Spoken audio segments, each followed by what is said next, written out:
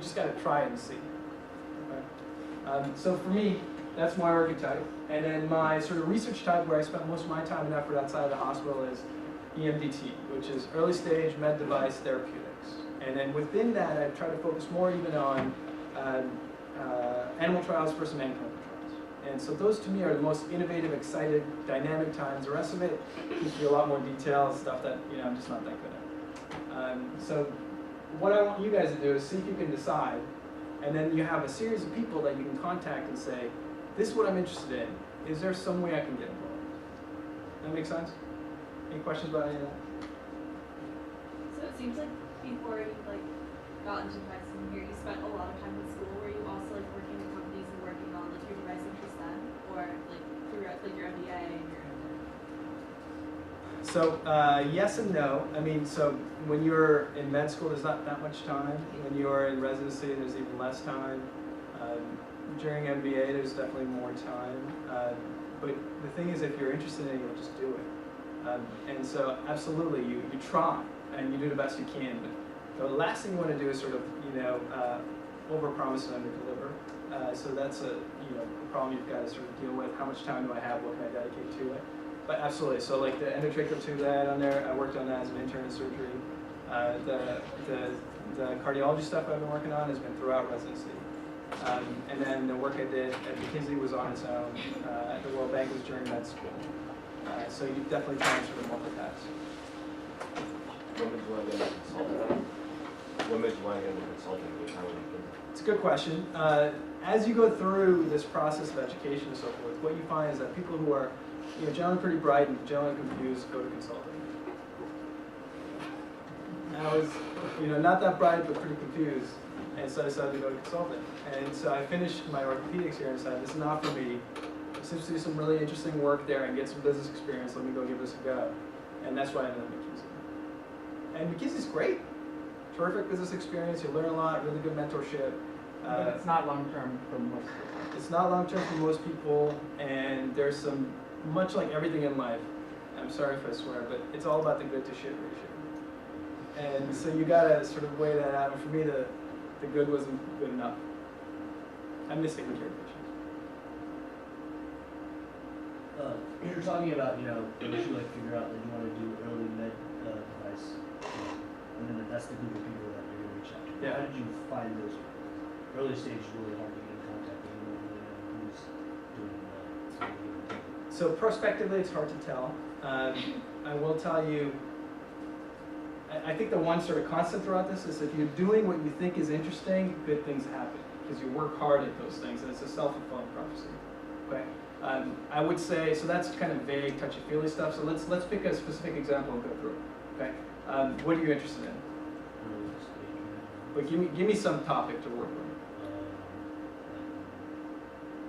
What is like a cool thing that you've seen over the last 6 months that you say I want to be involved with? Jeopardy. Okay. So you're interested in global health, right? You want to make an impact in global health and not only sort of be able to do a sustainable business model, but at the same time impact people. Okay. So that's an overall process of an existing device. So it would be late stage stuff, not so much early stage stuff, but more on the sort of how do I get this to the right people? So distribution and stuff like that, right? So then you either want to get more training in those things that help you do that, or actually go directly to them.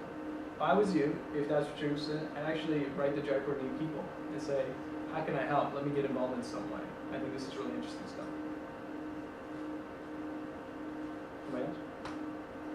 Yeah. To go along with that method, just sometimes how effective is it to cold call, cold email somebody out of nowhere? Because at least so far through undergrad, it's been you get a lot of mixed responses. A lot of people we like your interest, but come back when you're older or more experienced. Sure. How does it work out in terms of when you're trying to decide where you want to take your career and sort of starting that by cold calling? So cold calling's tough, and you're right, it does lead to that. What you should do, I think, so as somebody looking at it from a little bit on the other side now, what I would say is if you've demonstrated that you're interested in that topic by doing work in it, and there's various indirect ways of doing that, whether it's in a lab or on the development side or on the distribution side or on the business side, whatever it may be, or if you've written on it, or whatever it may be, you can use that to say, hey, this is proof that I'm excited. I'm not just everybody else who's contacted you.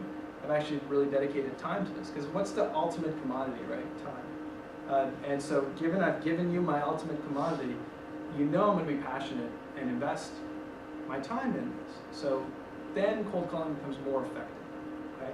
And if you're working with people who can vouch for you, who are more senior up, then they actually can give you a little bit more of their sort of value. And I can tell you, Phyllis has vouched for me 1 too many times. So that's what I would say is do what you like doing, be interested in it. If you're not, stop doing it. Don't kid anybody. If you don't like doing this stuff, just walk away, do something else. There's plenty to waste your time. Right? I've done a lot of that. So just spend your time doing what you like doing, and then because you're interested, you'll do well. Because you'll do well, things sort of trickle down. Trickle out. But it also helps to have somebody vouch for you, as Fred just said. I mean, you need, if you're cold calling, but if you have somebody who can intervene, that helps. So you get people who mentor you. The number one without question thing is mentorship. It doesn't matter what you come with in terms of your natural talents, your ability to work hard, be dedicated, cut from other things. The number one thing without question is mentorship. So if you identify a mentor, which is the person you're going to do some work with, who can now vouch for you, then you're ahead of the game. Did you tell them how we met? No. So Freddie and Selena, who are two of my Speaking of cold calling. Yeah, Freddie and Selena are two of my favorite people in the world. Selena is the chief cardiology fellow, and she's here at Stanford. And they were both had been at the London School of Economics and then Oxford Society Business School. And they were allowed to select a mentor, and they asked me to be their mentor, cold call me. So I went, and I had a fabulous time in Oxford with them, and we became very close. And at that time, they were very much in love. And Freddie was going back to Vancouver. Freddie is originally from Armenia. His father makes pianos. And he brought his 2 little sons under his arms to Canada and made pianos in Vancouver. You guys got to tell me some personal details. And Selena's from the Bay Area, a prominent Chinese family. And they had met at the London School of Economics. And I said, how are you going to feel about a long-distance relationship? Oh, it'll be fun. It'll be fun. I went, let's see. So, 2 years later. I mean, Selena is the first year here. She comes to me, and at this point, I had been the senior associate dean for student affairs, so education and student affairs. So I realized that the easiest way to get Freddie here would be for them to marry, but they weren't quite ready to marry yet. So I begged, and Selena begged, and oh my God, we begged for Fred to be transferred. And sure enough, honestly, he's a terrific student. He got transferred. And then Freddie and Selena were here, and it was just fantastic, right? Yeah. And then you go into orthopedic surgery, and Then it- hey, You didn't even tell me once not to do it. And it was a very difficult residency to get, and he hated it. And meanwhile, Selena's following along, doing perfectly. You've got to meet her too. She's fantastic. But through the years, we've become very close friends, and my husband loves Freddie and Selena too, and he helps you too, And so that's how you get involved. It's by reaching out and asking for connections. It makes a big difference. And they're two of my favorite people in the world. And one of the things I wanted was for Freddie to start teaching and mentoring, because it's time. Gotta pass it on, man. I've taken up too many resources, now it's time to I'm curious, once you find the kind of a therapeutic clinical need from your residencies Yeah. and fellowships, how do you go about developing an engineering team in the company? It's hard. Comes down to mentorship again. So let's pick an example, because we can talk about vague terms, but let's go through an actual specific thing. Okay? So let's say I think that heart attacks are bad. Okay? And I know that heart attacks are from a blockage in the coronary artery, which is one of the main arteries that feeds the heart.